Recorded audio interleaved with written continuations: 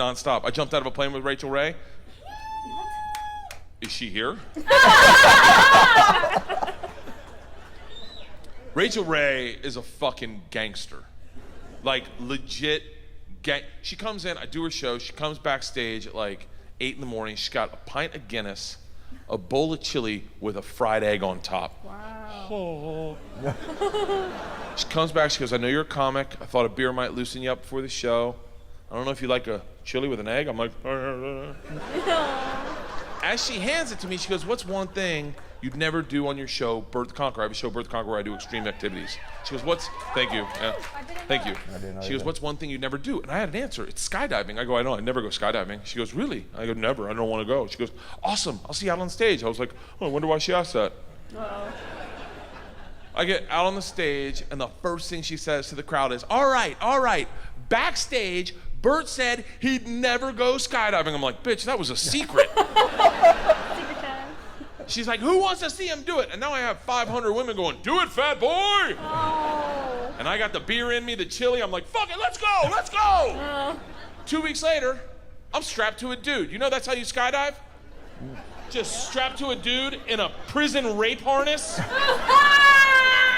That's how you skydive. Just strap, and he tells you when to walk, when to sit. Oh. It is massively emasculating. Has anyone ever been skydiving in here? You've been. And so you get in the plane and you're sitting in a dude's lap. You're sitting, your Navy SEAL moment, and you're sitting in a dude's lap. And I start shaking because I'm nervous. I'm like freaking out. And he can feel me because I realize as we go to taxi, I realize I haven't flown sober in 20 years. Sober in a big plane in 20 years, and I haven't flown in a dude's lap in 42. And he feels me shaking, and he's like, what's the matter? I go, what do you mean, what's the matter? I go, I'm nervous.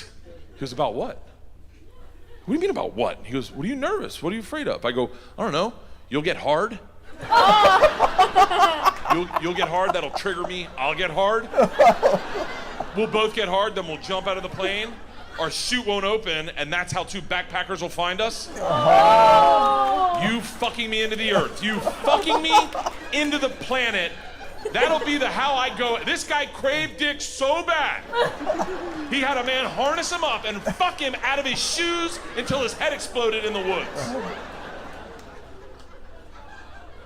I go, I'm nervous our chute won't open. He goes, you couldn't kill us if you tried. I'm like, I'm a smart guy, I could fucking figure it out. I lean over to Rachel and I grab her leg, just grab her leg and I start squeezing. She goes, what's the matter? I go, I don't want to do this. She goes, I think you're doing it. She's like, you're at the front of the tube of toothpaste, everyone's out behind, you're definitely going. I go, no, I don't want to. And she goes, look, and now the engines kick in and she starts yelling at me. She goes, look, you'll be fine. Whatever you do not watch me go out the door. You will freak the fuck out. I'm like, who taught you how to talk someone off a ledge? We get up to our cruising altitude. Her and her dude get up perfectly, like Danny and Sandy, just whop, bam, boom, whop, bam, boom.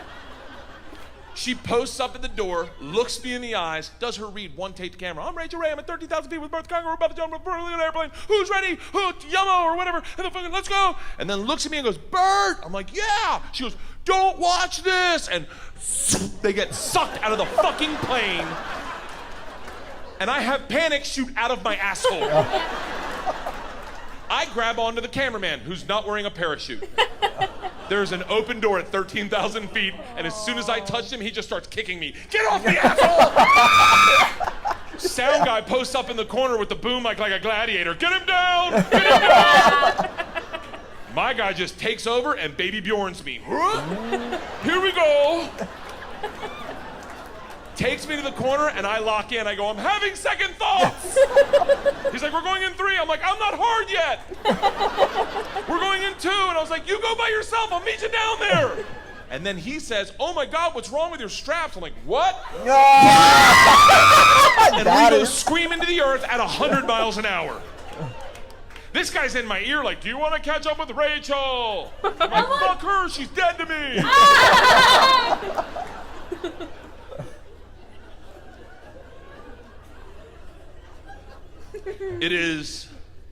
It is an epiphanous moment, dare I say. And my therapist says I have a low threshold for epiphanous moments, but. And I always say, like, did you want to go skydiving? Okay, the people that don't want to go skydiving are who should go skydiving. It's those that don't want to go that appreciate it the most. You go and you're just Viking all the way. Ah! People who don't want to go, there's a moment where you realize the dice have been rolled. Yeah. There's nothing you can do to change this. You're either gonna live or die in 5 minutes, and you can't take a pill or start working out to stop it. It is out of your control, and you are forced with a decision. How do you meet your maker? Do you go out like a Viking? Ah! Or do you start crying like a baby? Ah! Oh, I picked the Viking. At that moment, I said, I've had a beautiful life. Let's do it. Ah! Until the chute opened. Then I started crying aggressively. Oh, Like bad. Like in a dude's lap. Have you ever cried in a man's lap? Have you ever had a man take you out to the middle of a field and sit in your lap and just sob silently? That's technically what I'm doing to this poor guy. Because the first thing I thought of was, my kids. I'm gonna get to see my kids again. And pizza. Like, I get pizza. And I just started sobbing under this canopy, and the poor guy's like, dude, it's gonna be okay. Like, we did it. It was so bad when we went to land, he's like, clean yourself up. They're gonna think I did something to you. Oh.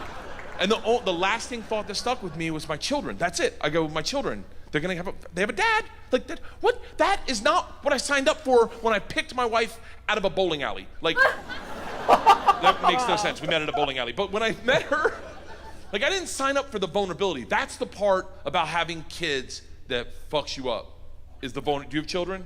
You do. How many you got? You got one? Oh, you're barely in it. No. Wait till you got two and you go, oh shit, if we lose one, it's gonna be awkward. Oh. Children, the thing that'll, and I don't know if you've been there, how old's your kid? 2. Oh, you're brand new to the game, man. No. Wait till they meet disaster in their life, or they meet letdown, or, oh. We took the girls to school this year. Leanne takes Georgia, I take Isla. Walk up, first day of school. Now here's the thing with girls. First day of school, you hope they have friends in their class or it's a shit show. So Leanne's got Georgia, I take Isla. We go up to the, like on the fence, they put all the names on the fence. I go up to the fence, Isla can't read, she's like,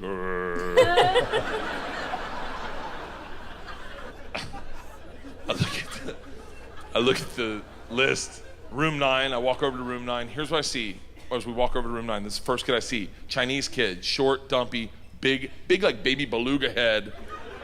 His hair starts in the middle, right? And he's just got this stare like a dog who's got peanut butter stuck in his throat. Like, Oh.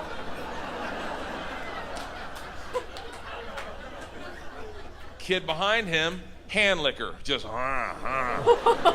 like he's trying to get to the center of it, like. Kid behind him, tippy toe walker, you know that kid? Handful of Pokemon cards, huh? Anyone want any trade? Isla sees this and is like, can I talk to you for a second? Oh. We go over to the handball courts. I sit down. This is what's happening. Isla's got her head back like this. I don't know what she's doing. She's got her head back like this. What she's doing is she's holding the tears in her eyes. Don't get me fucking started. She brings her head down to me, and a tear falls out. She looks at me dead in the eyes, and she goes, Daddy, am I in this stupid class? Oh. I didn't fucking sign up for this, okay? I was a goddamn stallion when my wife found me. A untethered, beautiful animal just running at my own speed. Oh my God. I was gorgeous. No one controlled me. I decided what I wanted to do. If it rained, I'd run in the rain, just mist coming off my mane and tail and just rearing up outside the village for all the villagers to see. And my wife was this diseased settler with rickets, like, Diseased settler. I need me a stallion. So she snuck up on me with a bag of carrots. Carrots are blowjobs. And was like, Oh. Oh my God. come here, boy. Come here, boy. Here you go, boy. Try it. You'll like it. No, you'll like it. Oh. I bet you like it. I bet you like it. And you like it. You try the carrot, you like it. But what you don't realize is that when they're handing you the carrot, with the other hand, they start petting you. That's them taming you. Oh, you have a beautiful mane. Oh. You should start wearing khakis. Oh, it's okay, boy, it's okay. You should get rid of your Jeep. Oh my God. And then, one day, out of nowhere, the petting makes sense. You feel them pet you, and you're like, oh yeah, huh. Maybe I should go to the dentist more than once every 10 years. And then, you don't even realize it, but one morning you go to run, just like you used to run, just like everyone loved to watch you run. And as you take off, you feel someone pull back on the reins, like, whoa, we don't do shots at a child's party.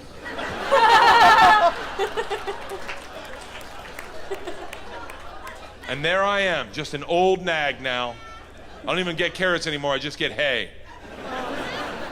If I do get carrots, I gotta throw a temper tantrum for them. And now I'm sitting in a pair of sweatpants by the handball courts, and I got a 9-year-old breaking my heart at 7:45 in the morning. This isn't what I fucking signed up for. And I'm looking at her, and I'm like thinking, how do I deal with it? Like, hey, it's okay. Stupid classes are fun. Like, lowered expectation is higher rewards, you know? A lot of my friends, the guys that I smoke pot, they all stupid is stupid duh. Like, and Leanne comes over and she's like, hey, what's going on here? Now we're both tearing up, we're both crying. And she goes, what's going on? And Isla's like, I'm like, we think she's in the stupid class. She brought it up, I definitely agree. And Leanne's like, hold on. And I go, no, you hold on. You gotta look at that class. They look like a cast of Goonies. Like, and Leanne's like, hold on. Everyone stop crying. There's no such thing as the stupid class. I'm like, I beg to disagree.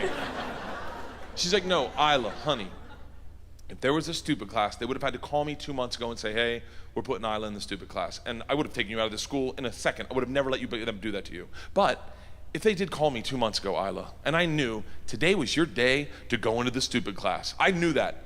Do you think I would have let you roll in with Dad? Oh.